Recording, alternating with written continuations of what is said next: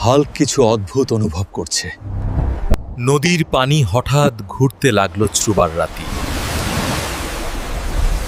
Hulk will dive. Hulk ডুব দেবে।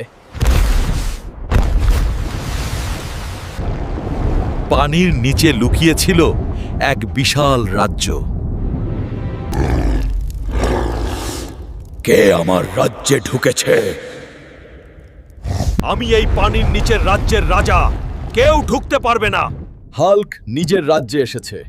Hulk ভয় পায় না। রাজা কুমির আক্রমণ শুরু করলো। হাল্ক এখন স্ম্যাশ।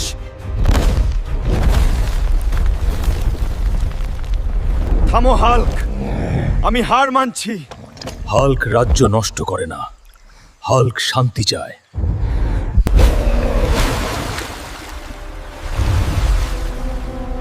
হাল্ক জিতেছে।